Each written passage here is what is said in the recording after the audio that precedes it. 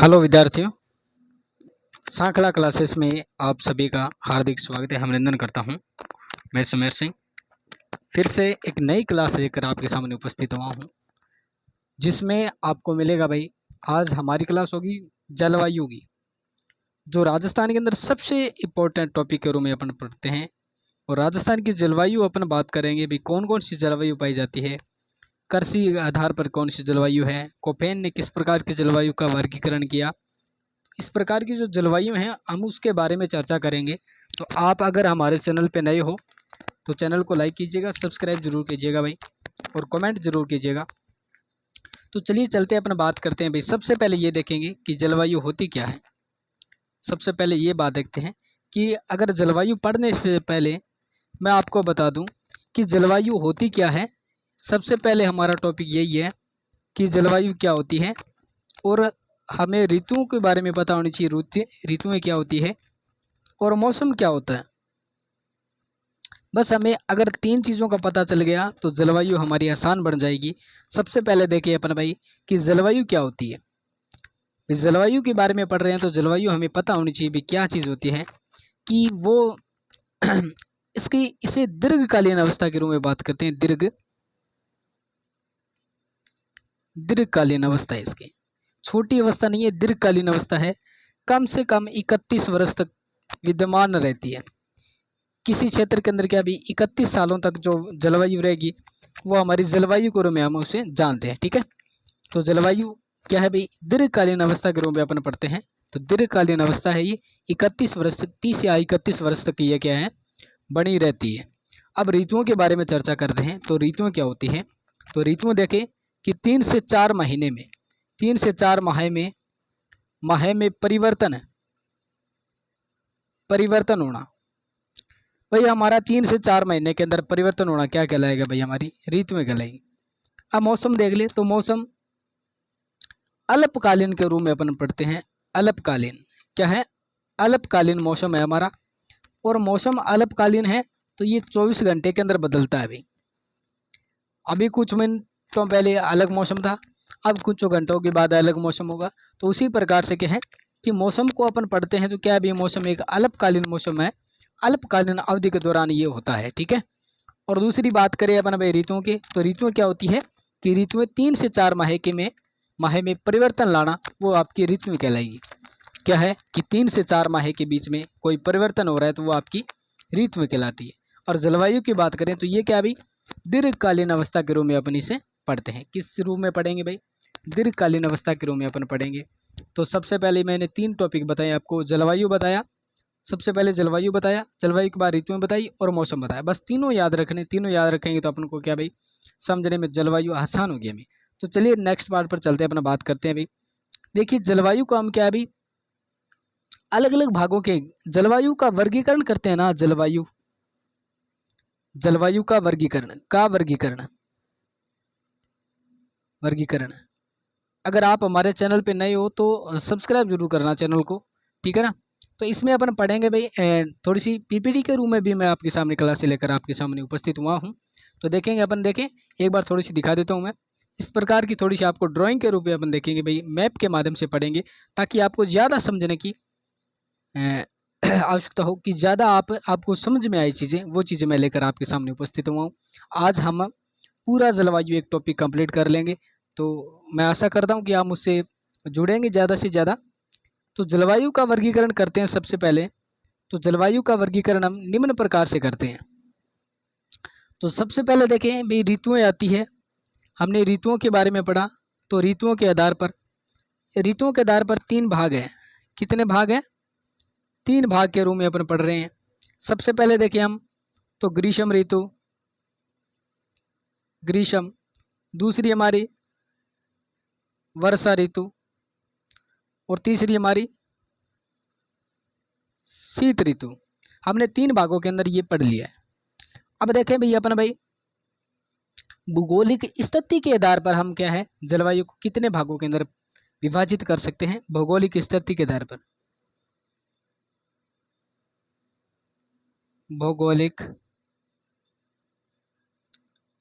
के आधार पर बात करें तो इसको अपन भाई 5 भागों के अंदर पढ़ते हैं। मैं भाग बताऊंगा आपको 5 कौन कौन से हैं। और आगे आता है भाई आपका कोपेन। कोपेन, व्लादिमीर कोपेन आता है 1918 के अंदर, क्या है, जलवायु का वर्गीकरण करते हैं। तो वो हम पढ़ेंगे भाई 4 भाग के रूप में, 4 भाग पढ़ेंगे। तिवार्था आता है, तिवार्था आता है, तो तिवार्था ने भी 4 भाग के रूप में। और थॉर्नवेट आता है, क्या आता है भाई आपका, थॉर्नवेट आता है, तो उसने भी 4 भाग के रूप में अपने इसे पढ़ेंगे। तो मेन चीज़ें क्या है कि मेन हमें ऋतुएं पढ़नी पड़ेगी। ऋतुएं हमें 3 प्रकार की ऋतुएं पढ़ते हैं। तो सबसे पहले हमने ऋतु कौन सी पढ़नी है, तो ग्रीष्म ऋतु के बारे में पढ़ेंगे। क्या काल चक्र होता है इसका, किस प्रकार की होती है ये, उसके बारे में चर्चा करेंगे। ठीक है, तो आप बने रहिए मेरे साथ में, अच्छे से आज अपन इस टॉपिक को पूरा कंप्लीट करेंगे भाई। ठीक है ना। कोपेन ने कौन सा वर्गीकरण किया, कितने भागों के अंदर बांटा, वो भी पढ़ेंगे। 4 भागों के अंदर बांट दिया। उसके बाद में टिवार्थ आते हैं, टिवार्था ने 4 भागों के अंदर। और थॉर्नवेट आता है, थॉर्नवेट ने भी 4 भाग। अब इसके बाद में थोड़ा सा और पढ़ लेते हैं। तो अब हमें पता है कि जलवायु को प्रभावित करने वाले कुछ कारक के रूप में अपन पढ़ेंगे कि जलवायु को प्रभावित करने वाले कारक, जलवायु को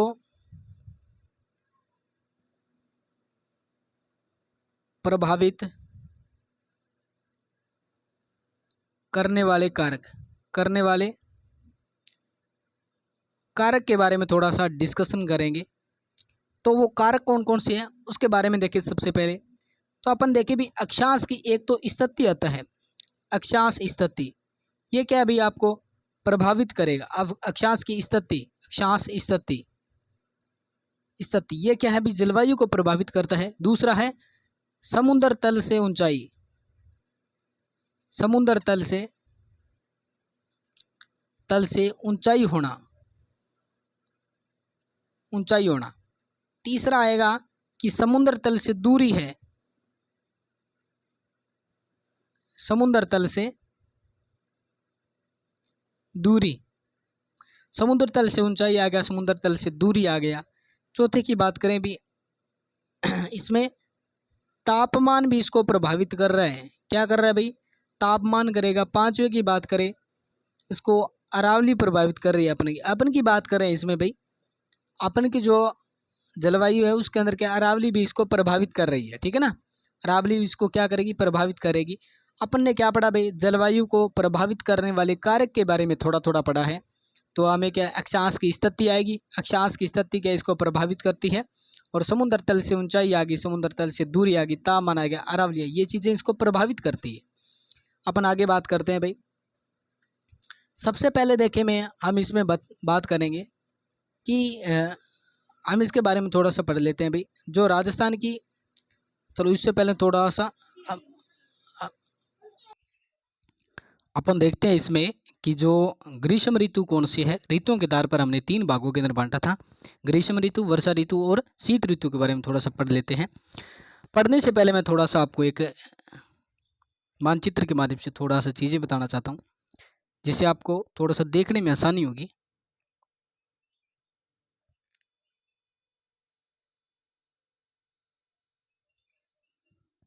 एक सेकंड, थोड़ा सा,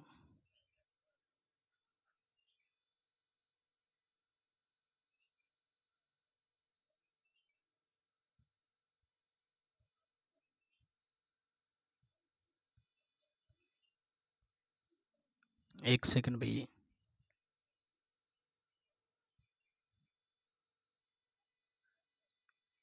ये मान के चलो ऐसा आपकी पृथ्वी के रूप में, अपन पृथ्वी पढ़ रहे हैं इसमें। तो इसमें हमने लाइनिंग थोड़ी सी ले लेते हैं भाई इसकी।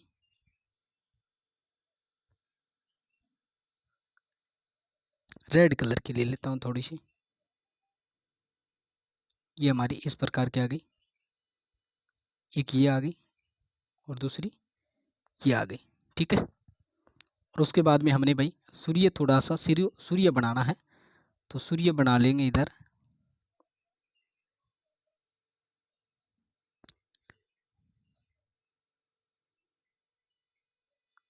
ये हमारा सूर्य आ गया। ठीक है, इस प्रकार से थोड़ा सा मेंटेन करके चलेंगे भाई थोड़ा सा।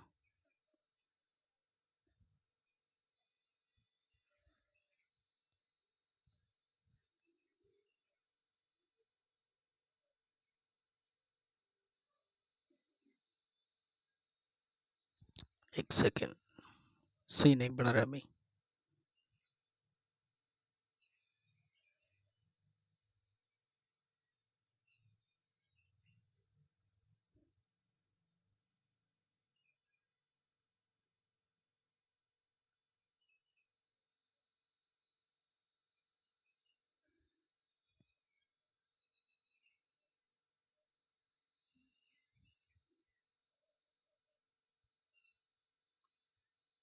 ये हमारा क्या भाई, सूर्य है।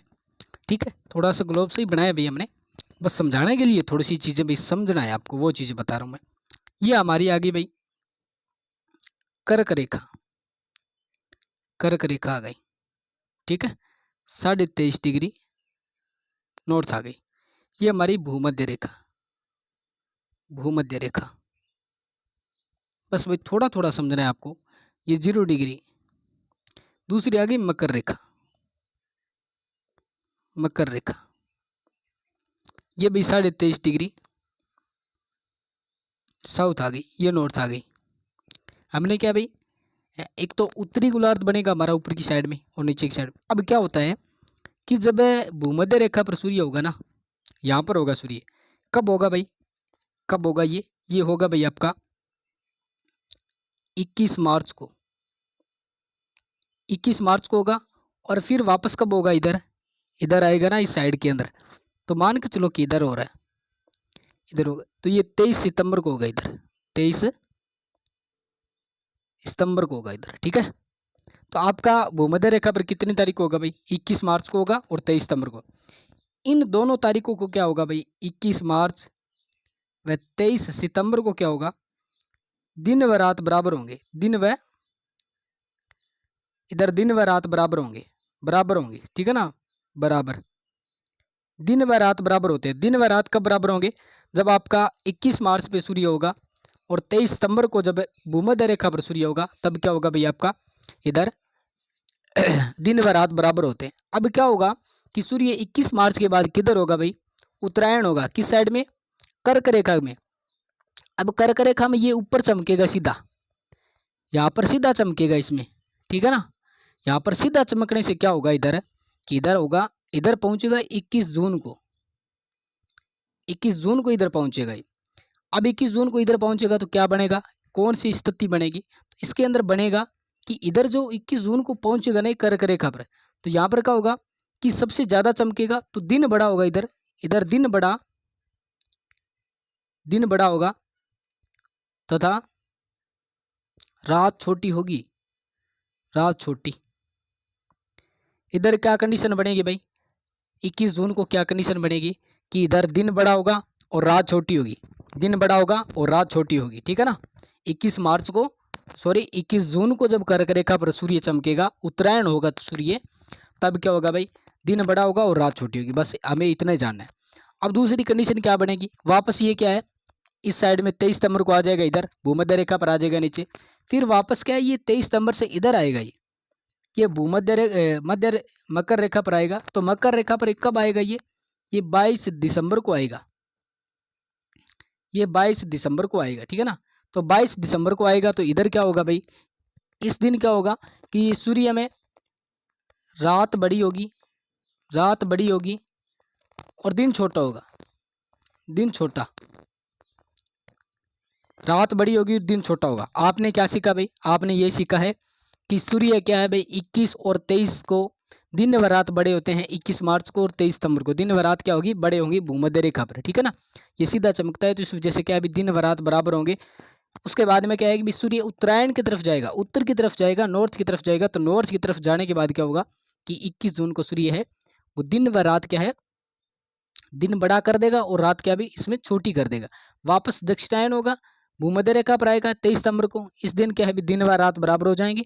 दूसरी कंडीशन क्या है कि वापस ये क्या है दक्षिण की ओर चलेगा, तो दक्षिण की ओर चलेगा तो नीचे कौन सा आएगा भैया आपका, ये आएगा आपका मकर रेखा पर आएगा, 23.5 डिग्री साउथ की तरफ आएगा, तो इधर क्या है रात बड़ी होगी और दिन छोटा होगा। बस इतनी कंडीशन आपको याद रखनी है। ठीक है, ये चीज़ें अपन आगे पढ़ेंगे, साथ साथ में पढ़ते चलेंगे। तो आप हेडिंग लगा लो इसमें, ऋतुओं के अनुसार, ऋतुओं के अनुसार। एक नंबर लगा लो ग्रीष्म ऋतु। ग्रीष्म ऋतु मार्च से मध्य जून, मार्च से मध्य जून का महीना होगा, ठीक है। मध्य जून के बीच के अंदर ये स्थिति बनेगी इधर, ठीक है। मार्च से लेकर मध्य जून का जो महीना होगा वो आपका क्या कहलाएगा भाई, ग्रीष्म ऋतु का समय। अभी जो हाल फिलहाल के अंदर मई चल रहा है ना, ये मध्य जून की स्थिति बन रही है इधर, ठीक है। अब इसके अंदर क्या कंडीशन बनेगी भाई, इसके अंदर क्या होगा कि 21 मार्च को सूर्य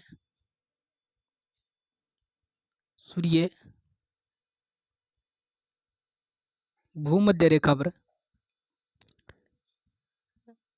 पर होगा,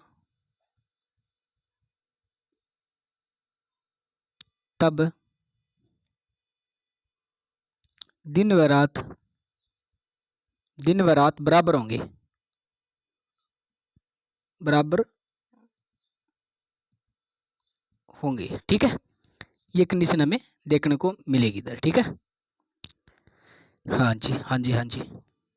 अब देखिए आगे, देखिए आगे और लिखते हैं, हमने कर लिए। अब आगे चलते हैं, आगे देखते हैं थोड़ा सा।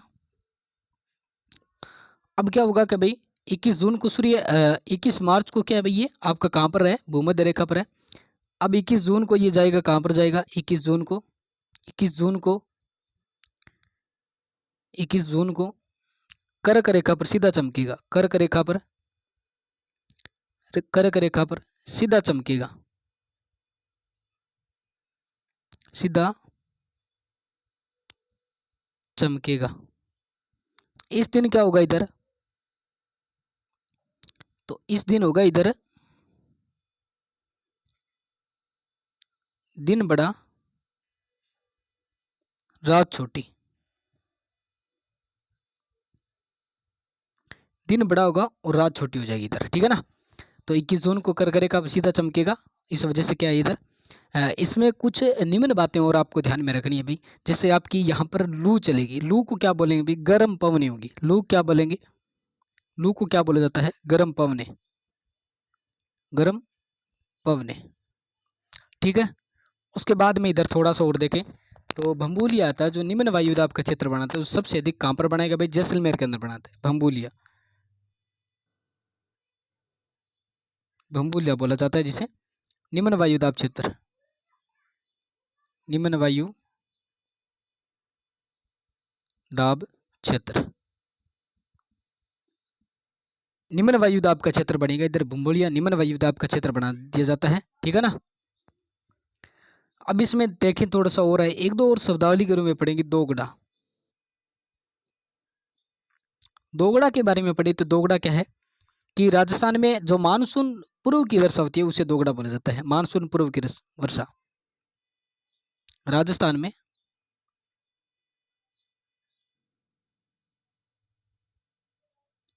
राजस्थान में मानसून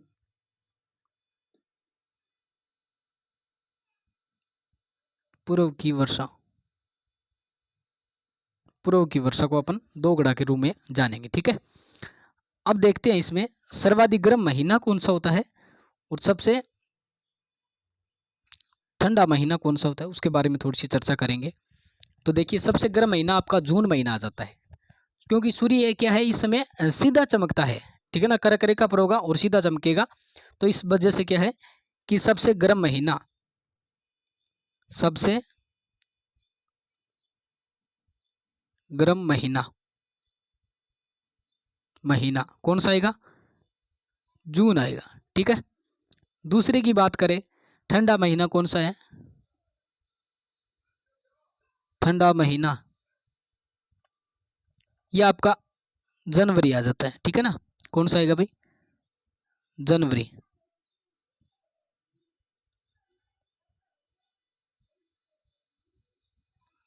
जनवरी आ जाएगा, ठंडा महीना जनवरी आ जाएगा। उसके बाद में आपसे पूछे भाई शुष्क स्थान के रूप में कौन सा है, शुष्क स्थान, शुष्क स्थान आपका फलोदी आएगा,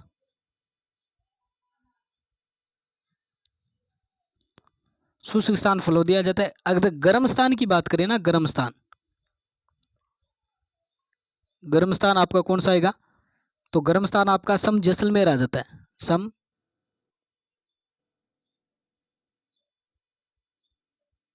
जैसलमेर, ये गर्म स्थान आ जाता है, ठीक है ना। सम जैसलमेर क्या है आपका? गर्म स्थान के रूप में अपन पढ़ते हैं, तो गर्म स्थान आ जाता है, ठीक है। और आगे देखें, इसमें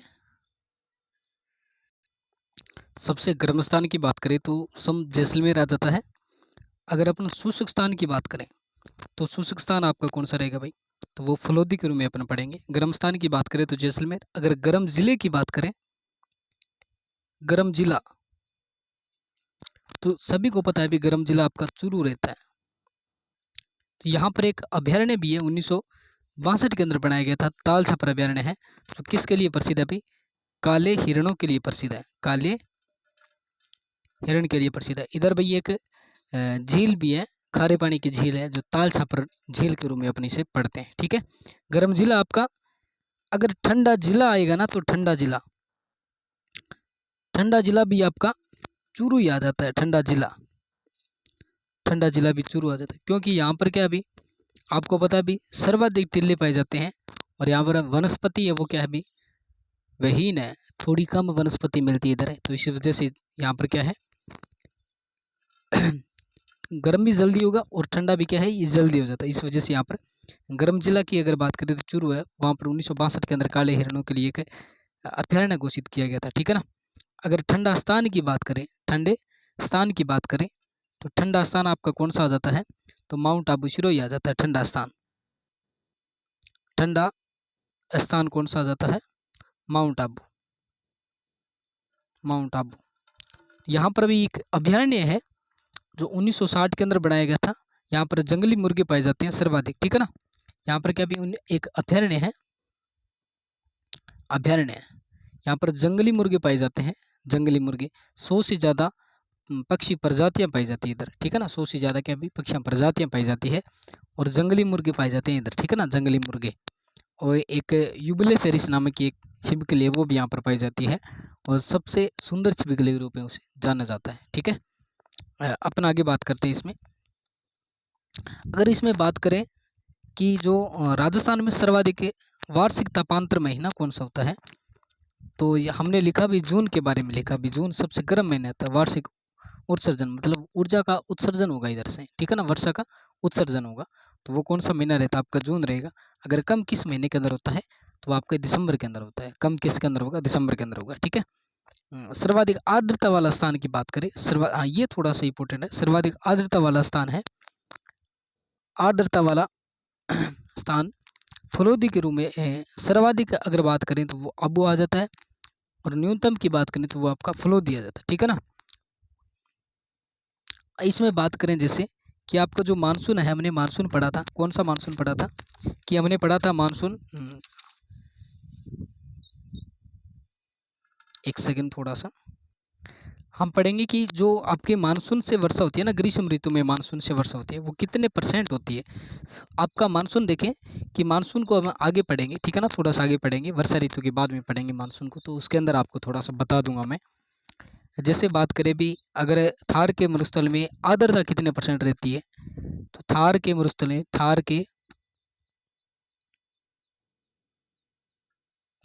में आर्द्रता की अगर बात करें तो 1% रहती है आपकी आर्द्रता।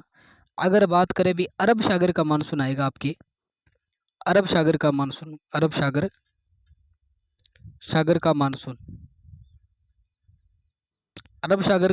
आ रहा है, तो इससे वर्षा कितनी होगी हमारे? तो 10% वर्षा होगी इधर। कितने % होगी भाई इधर वर्षा? 10% के रूप में अपन पढ़ते हैं भी 10%। अगर सर्वाधिक अगर वर्षा की बात करें तो सर्वाधिक वर्षा आपकी बंगाल की खाड़ी का जो मानसून आएगा ना, बंगाल की खाड़ी का मानसून,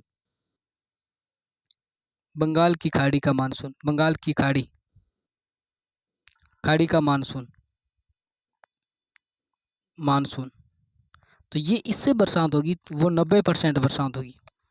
मैं बात कर रहा हूँ भी थार के मरुस्थल के अंदर आर्द्रता की बात करें तो 1% आती है, ठीक है ना। थार के अंदर अगर आर्द्रता की बात करें तो 1% आएगी। अगर इसमें बात करें भी, जो आपका मानसून आ रहा है, दो प्रकार का मानसून आता है राजस्थान के अंदर। एक तो अरब सागर से, वैसे बात करें तो चार प्रकार का आता है, ठीक है ना। जैसे एक पश्चिमी विक्षोभ के बारे में अपन चर्चा करेंगे, जो भूमध्य सागरीय चक्रवात आता है, उससे भी हमारी वर्षा होती है। जो माउट होती है ना, वो होती है, ठीक है ना। तो उसके बारे में चर्चा करेंगे। तो सबसे पहले देखिए भी, अरब सागर का मानसून हमारे 10% वर्षा करेगा, और बंगाल की खाड़ी का मानसून होगा वो आपकी 90% वर्षा करेगा इधर, ठीक है ना, 90% वर्षा करेगा। अब अपन आगे थोड़ा सा आगे चलते हैं, और इसे जो मानसून आएगी, जो वर्षा हो रही है ना, इसको अलग अलग नामों से पुकारा जाता है। तो सबसे पहले देखिए कि राजस्थान में तो इसे दोगड़ो बोला जाता है, राजस्थान में दोगड़ो बोला जाता है, सॉरी दागड़ो बोला जाता है। राजस्थान में इसे दागड़ो बोलेंगे। और यूपी के अंदर बात करें तो यूपी के अंदर आंधी बोला जाता है, इसे आंधी बोलेंगे इसे, ठीक है ना।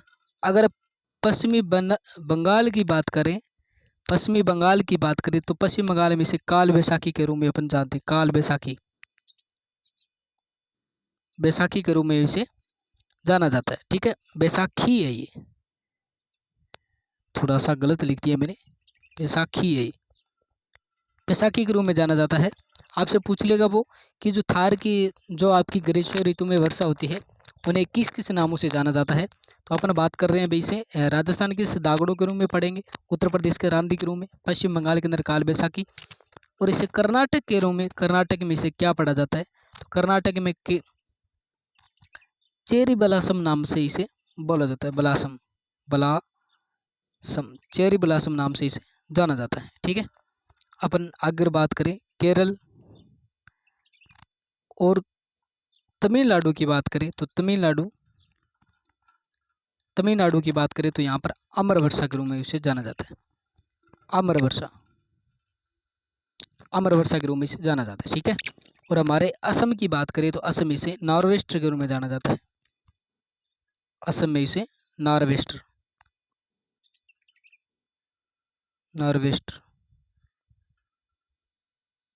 बस इतना याद रखना है हमें, ठीक है। जब मानसून के समय जो वर्षा होती है उसको इस नामों से हमें पुकारा जाता है, ठीक है, हमें इतना याद रखना है। अब आगे चलिए, आगे बात करते हैं, थोड़ी सी आगे चलते हैं। आगे अपन बात करेंगे भी वर्षा ऋतु के बारे में, थोड़ा जिक्र करेंगे वर्षा ऋतु। शायद आज का वीडियो हमारा लंबा होगा, तो आशा करता हूँ कि मैं आज जितना बनेगा उतना बना देंगे। उसके बाद में उसका अगर बच गया तो उसको कल के पार्ट के अंदर, दूसरे पार्ट के अंदर अपन पढ़ेंगे उसे, ठीक है। वर्षा ऋतु के बारे में पढ़ रहे हैं।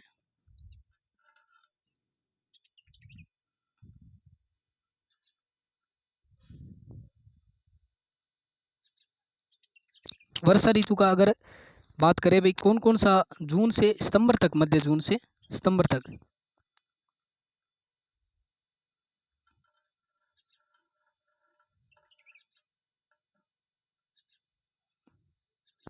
सितंबर तक आ जाता है, ठीक है ना, मध्य जून से सितंबर तक आ जाता है। इस समय क्या होगा भाई, सूर्य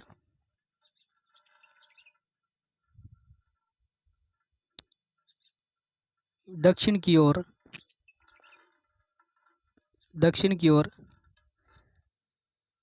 होगा, दक्षिण की ओर होगा, मतलब ये क्या भी भूमध्य रेखा पर जाएगा, भूमध्य रेखा पर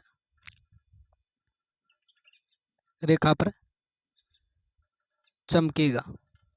तो मैंने पहले ही बता दिया इसमें क्या कंडीशन बनेगी, दिन व रात बराबर होंगी, इधर दिन व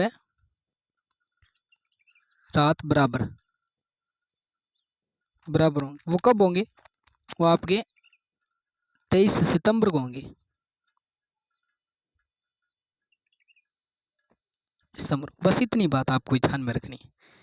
कर्क रेखा से चला है सूर्य, भूमध्य रेखा पर आएगा, ठीक है ना। भूमध्य रेखा पर आने के बाद कब आएगा, ये सितंबर के महीने के अंदर आ जाएगा, और 23 सितंबर को ये भूमध्य रेखा की जो कर्क भूमध्य रेखा है उस पे क्या है, ये चमकेगा। तो उस वजह से क्या होगा भाई, दिन व रात बराबर हो जाते हैं, ठीक है, मैंने बता दिया पीछे।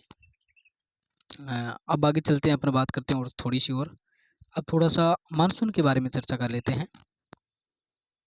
मानसून, सबसे पहले मैं देखूं तो मानसून शब्द किससे बना है, तो आपके अरबी भाषा के मौसम शब्द से बना है। तो मानसून के बारे में थोड़ा सा, मानसून मानसून के बारे में पढ़ेंगे, बस थोड़ा थोड़ा चलेंगे। मानसून के बारे में पढ़ें तो सर्वप्रथम अगर मानसून की खोज करने वाला कोई अरबी नाविक था, अरबी वैज्ञानिक था, वो हिम्पलस था। अगर सर्वप्रथम मानसून की खोज, सबसे पहले ये लिख लेते हैं मानसून शब्द की उत्पत्ति। मानसून शब्द की उत्पत्ति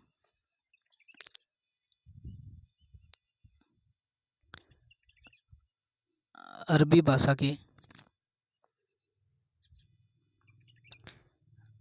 भाषा के मौसम शब्द से जानी जाती है। अरबी भाषा के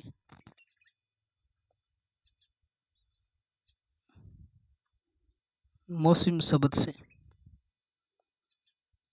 अगर मानसून शब्द की उत्पत्ति अरबी भाषा के मौसम शब्द से मानी जाती है, ठीक है, ये हमने पढ़ लिया है। अब इसमें पढ़ेंगे कि सर्वप्रथम मानसून को खोज किसने की, सर्वप्रथम मानसून की खोज किसने की। सर्वप्रथम मानसून की खोज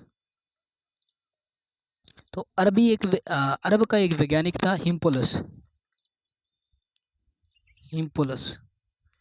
तो वो इसकी खोज करता है, हिम्पोलस होता है वो इसकी खोज करता है, ठीक है ना। और दूसरी बात करें तो और सर्वप्रथम जो मानसून का अध्ययन करने वाला था ना, वो कौन था, अल-मसूदी था। सर्वप्रथम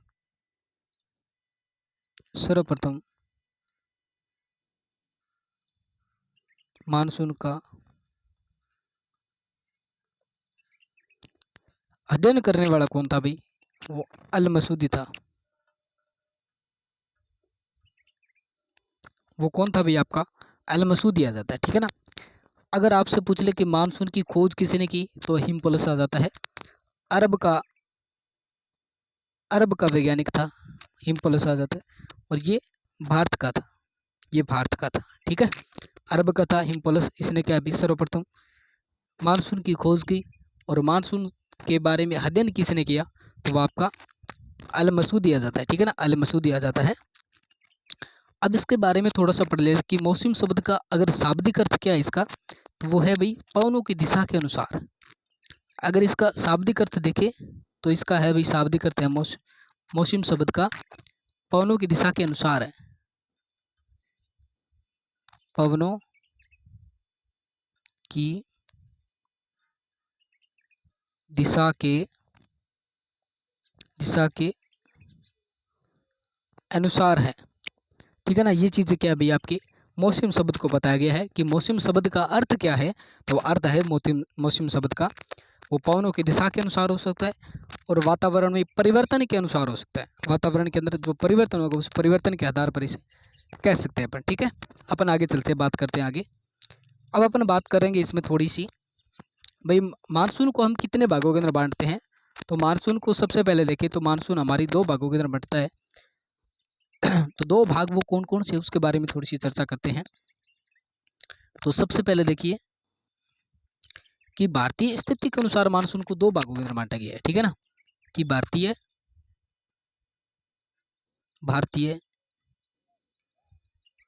स्थिति के अनुसार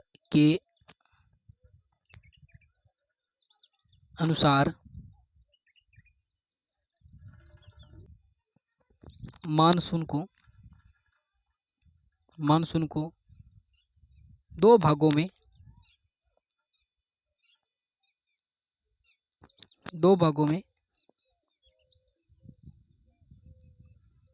बांटा गया है। क्या है कि भारत की स्थिति के अनुसार क्या है, इसको मानसून को 2 भागों की तरह बांटा गया है। वो 2 भाग देखते हैं कौन कौन से 2 भाग। तो 2 भाग मैं यहाँ पर लिख रहा हूँ, ठीक है ना। तो सबसे पहले देखिए कि एक तो अरब सागर से आएगा, अरब सागर का मानसून। दूसरा आएगा आपका बंगाल की खाड़ी का मानसून। अरब सागर के मानसून को अपन भाई 3 शाखाओं के अंदर बांटते हैं। तो 3 शाखा कौन कौन सी अरब सागर मानसून की, वो इधर मैं लिख रहा हूँ भाई, अरब सागर, अरब सागर, अरब सागर का मानसून, मानसून। इसको हमने क्या भाई 3 पार्ट के अंदर डिवाइडेशन करना है, तो 3 पार्ट में इधर लिखूंगा भाई, कौन कौन से है उसके बारे में पढ़ेंगे। तो सबसे पहले ये अलग अलग शाखा के रूप में क्या भाई राजस्थान के अंदर प्रवेश करता है। सबसे पहले देखिए मैं एक थोड़ा सा मैप के माध्यम से बता देता हूँ भाई। ये आपको पता चल रहा है कि भाई आपका भारत का नक्शा है। तो भारत के नक्शे में सबसे पहले देखिए तो ये केरल के तट को आएगा, उसके बाद में ये आपका महाराष्ट्र का तट आ जाएगा, उसके बाद में ये आपका गुजरात का तट आ जाएगा। तो ये इसमें देखिए कि सबसे पहले ये कहाँ पर केरल के अंदर प्रवेश कर रहा है, तो केरल का तट आएगा आपका मालाबार तट आ जाता है, मालाबार तट। लेकिन ये कब आएगा भाई 1 जून से 5 जून के मध्य आएगा। कब आएगा 1 जून से 5 जून के मध्य। उसके बाद में थोड़ा सा आगे देखें तो ये आपका कोंकण तट के रूप में बात करते हैं, जो महाराष्ट्र का आता है 5 से 10 जून के मध्य आएगा, ये कोंकण तट आएगा। कोंकण, कोंकण तट जो आपका अमच महाराष्ट्र आ जाता है, और 5 से लेकर 10 जून के मध्य आएगा ही, 5 से 10 जून के मध्य आएगा, ठीक है ना, 5 से 10 जून के मध्य आएगा। उसके बाद में थोड़ा सा आगे चलते हैं, तो आगे चलेंगे तो कौन सा आएगा भाई काठियावाड़ का तट आ जाता है, जो आपका गुजरात के अंदर आएगा। कौन सा आ जाता है भाई ये काठियावाड़ का, जीटी गुजरात में है काठियावाड़, काठियावाड़ का तट, काठियावाड़ का तट आ जाता है। यहाँ से 10 से लेकर 15 जून के मध्य यहाँ पर बरसात क्या अभी प्रारंभ हो जाती है। प्रारंभ होने के बाद क्या भी हमारे 15 तारीख को हमारे राजस्थान में ये प्रवेश कर जाता है। क्या भाई अगर पहले बात करें भाई राजस्थान के अंदर कब प्रवेश करेगा ये, तो राजस्थान के अंदर 15 जून के बाद में प्रवेश करेगा। राजस्थान के अंदर 15 जून से पहले क्या ये 3 शाखाओं के अंदर आएगा। सबसे पहले शाखा की बात करें तो आपकी मालाबार तट शाखा आ जाती है, जो आपकी केरल के अंदर आएगी। उसके बाद में अगर बात करें ये कितने समय के अंदर आएगी, तो ये 1 से लेकर 5 जून के मध्य आएगी, ठीक है ना। उसके बाद में अगर देखें तो दूसरी कोंकण तट आएगा, जो महाराष्ट्र के अंदर आ जाता है, जो 5 से लेकर 10 जून के मध्य आएगा। अब आपसे बात करूं कि मैं जो गुजरात था ना वो किससे अलग हुआ है भाई, सॉरी महाराष्ट्र गुजरात से अलग हुआ है, ठीक है ना। तो ये बात समझ में आनी चाहिए। और इसमें अपन लिखेंगे पहली शाखा आ गई हमारी, वो आएगी मालाबार तट, मालाबार तट ये आएगा केरल के अंदर, केरल में आएगा, ठीक है। ये 1 से लेकर 5 जून के मध्य, बस साथ में उतारते चले जाना भाई। उसके बाद में कोंकण तट, कोंकण तट आएगा, ये आपका महाराष्ट्र के अंदर आएगा, महाराष्ट्र के अंदर आएगा 5 से लेकर 10 जून के मध्य आएगा। आगे काठियावाड़,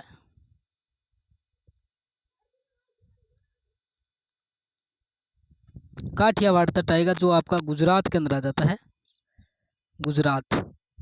यहाँ पर प्रवेश करेगा 10 से लेकर 15 जून के मध्य, 10 से 15 जून के मध्य ये क्या अभी यहाँ पर प्रवेश कर लेगा मानसून, अरब सागर का मानसून आएगा। 3 शाखाओं के अंदर आता है।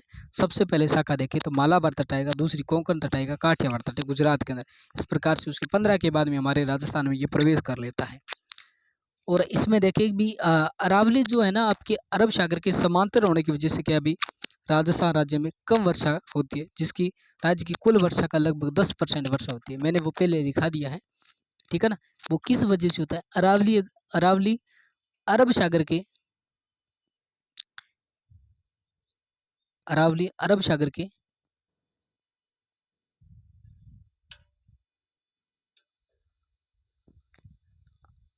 अरावली अरब सागर के अरब सागर के समांतर होने से, समांतर होने से राजस्थान में लगभग ये 10% वर्षा करता है, 10% वर्षा होती है इधर। कितने परसेंट वर्षा होगी भाई, 10% होगी। अगर 90% किससे होगी, तो 90% आपकी कौन से बंगाल की खाड़ी से, बंगाल बंगाल की खाड़ी से 90% वर्षा आपकी बंगाल की खाड़ी से हो रही है। ठीक है, अब आगे चलते हैं। आगे अपनी की शाखा आ गई भाई।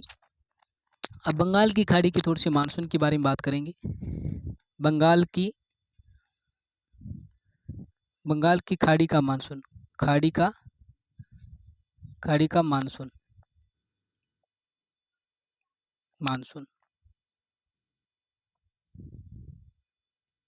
बस इसके बारे में पढ़ेंगे। इसको भी अलग अलग शाखाओं के अंदर, दो शाखाओं के अंदर अपन इसको बांटते हैं। एक तो पूर्वी शाखा जो म्यांमार की शाखा आ जाती है, और दूसरी पश्चिमी शाखा जो आपकी शिवालिक की पहाड़ियाँ, दक्षिणी जो गंगा का मैदान आ जाता है, उसके अंदर क्या है, हमने दो भागों के अंदर इसको बांट दिया। तो भारत में सर्वप्रथम ये मई के जो प्रथम सप्ताह होता है ना, वहाँ पे इसको प्रवेश मिलता है कि जो आपका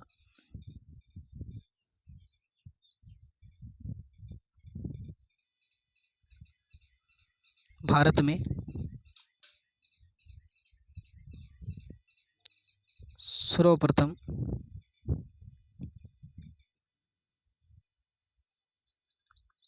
मई का अंतिम सप्ताह, ये मई का अंतिम सप्ताह होता है ना, वहां से प्रवेश करता है राजस्थान के अंदर। ठीक है ना। और ये सबसे पहले आता कहाँ है भारत के अंदर, जो अंडमान निकोबार द्वीप समूह में आता है। सबसे पहले कहाँ पर आएगा, तो आपसे बता दूं मैं कि सबसे पहले कहाँ पर आएगा ये,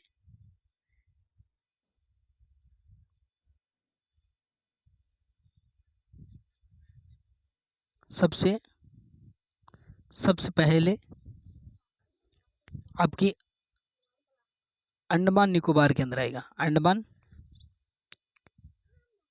निकोबार के अंदर आएगा ये। अगर आपसे पूछे कि जो पश्चिमी, जो बंगाल की खाड़ी का जो मानसून है, वो सर्वप्रथम कहाँ पर आएगा, कब आता है, तो वो मई का अंतिम सप्ताह होगा तब आएगा ये। और अंडमान निकोबार के अंदर ये क्या है, सबसे पहले प्रवेश करेगा। अब क्या है कि जो बंगाल की खाड़ी का मानसून है ना, जो एक म्यांमार के अंदर एक अराकान पर्वत आता है, ठीक है ना, उसके सारे सारे हिमालय से टकराते हुआ भारत के अंदर यह क्या प्रवेश कर जाता है। ठीक है ना। तो अराकान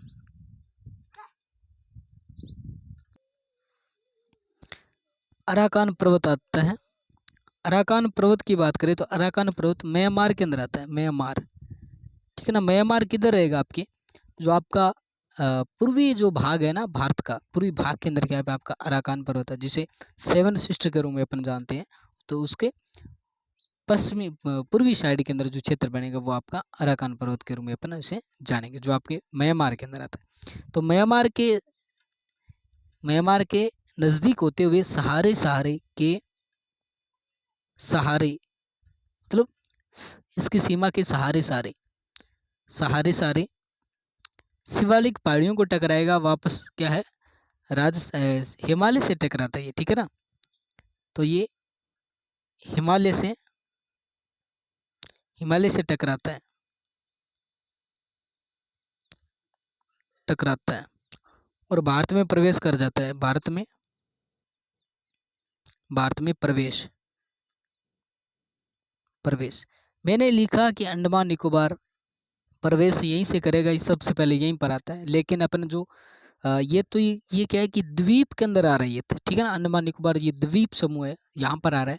लेकिन अगर बात करें अपन भाई स्थलीय सीमा के अंदर बात करें, जो आपका स्थलीय मैदान है, तो वहाँ पर प्रवेश आपके भारत में करता है। किसके, हिमालय के टकराने के बाद, अराकान पर्वत के सहारे आते हैं, और हिमालय से टकराने के बाद भारत में ये प्रवेश कर लेता है। ठीक है, आपने यहाँ तक हमने पढ़ा। अब आगे देखिए थोड़े से कि हिमालय क्या है कि भाई सबसे ऊंचा होने के कारण और इसके लंबवत होने के कारण क्या है, लंबवत होने का मतलब है कि इस प्रकार से हवाएं चल रही है और सामने क्या है, इस प्रकार का ये आपका हिमालय है। ठीक है ना। तो इसमें लंबवत होने की वजह से और ज़्यादा ऊंचाई होने की वजह से आगे नहीं जा पाता, तो ये क्या अभी दो शाखाओं के अंदर बंट जाता है।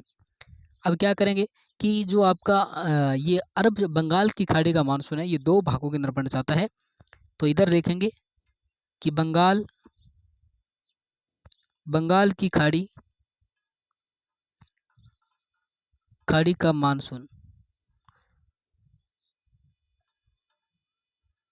मानसून दो शाखा 2 शाखा में ये बंटेगा। शाखा कौन कौन सी है उसके बारे में चर्चा करेंगे। सबसे पहले देखें 1 नंबर शाखा की बात करें तो पूर्वी शाखा म्यांमार आ जाती है, म्यांमार। और दूसरी आएगी पश्चिमी शाखा, पश्चिमी शाखा।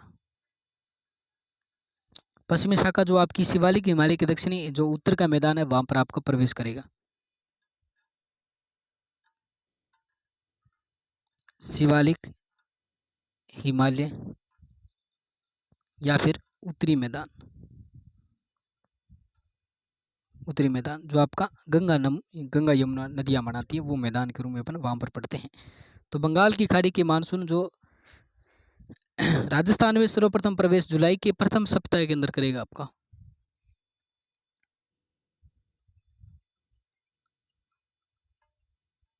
राजस्थान में प्रवेश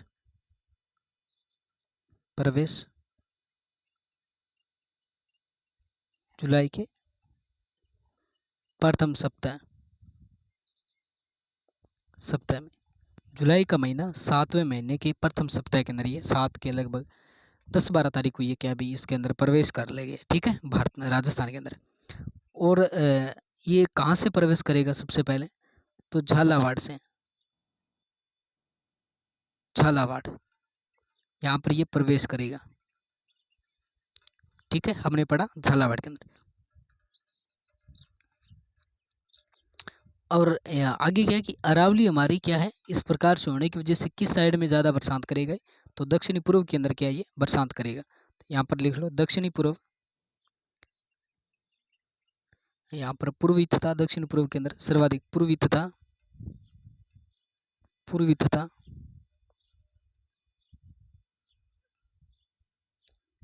दक्षिणी पूर्वी भाग में अधिक वर्षा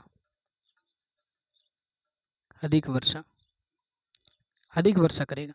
मैंने कहा कि अरावली आएगा आपकी, अरावली पश्चिमी भाग के अंदर आ जाता है तो अरावली आने के बाद में क्या ये लंबवत है इसके समांतर होने की वजह से ये क्या बरसात नहीं कर पाएगा, इससे टकराता हुआ किधर आएगा पूर्वी साइड के अंदर बरसात करेगा, दक्षिण पूर्वी साइड के अंदर ये क्या अधिक बरसात करेगा, ठीक है। अब अपन आगे बात करते हैं भाई। अगर बात करें राजस्थान में औसत वार्षिक वर्षा, राज्य में औसत वार्षिक वर्षा,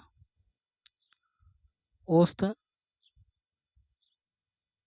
वार्षिक वर्षा की बात करें तो वर्षा आपकी लगभग 57.5 या फिर 58% आ जाती है, 58 सेंटीमीटर या फिर 58 सेंटीमीटर आ जाती है, ठीक है ना। तो ये बात थोड़ी सी औसत वर्षा कितने दिन होती है, औसत वर्षा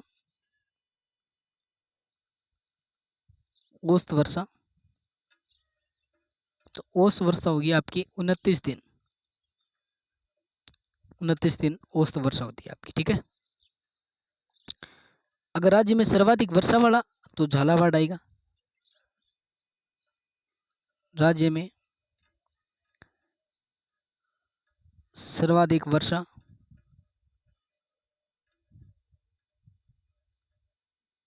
झालावाड़ आ जाता है, झालावाड़ आएगा, ठीक है।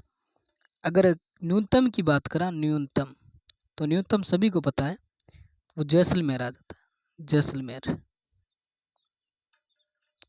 के अंदर का न्यूनतम वर्षा होती है। अगर सर्वाधिक वर्षा वाली संभाग की बात करें, सर्वाधिक वर्षा वाला संभाग तो संभाग कोटा संभाग आएगा, कोटा के अंदर आपका झालावाड़ आ जाता है, ठीक है, कोटा संभाग आएगा। अगर कम की बात करें तो जोधपुर आएगा, कम संभाग में वर्षा तो आपकी जोधपुर आ जाएगा, बस इतना आपको थोड़ा सा देखना है आपको, ठीक है। अब अपन आगे चलते हैं। नेक्स्ट जो क्लास है आपको वो कल मिलेगी भाई, ठीक है ना। नेक्स्ट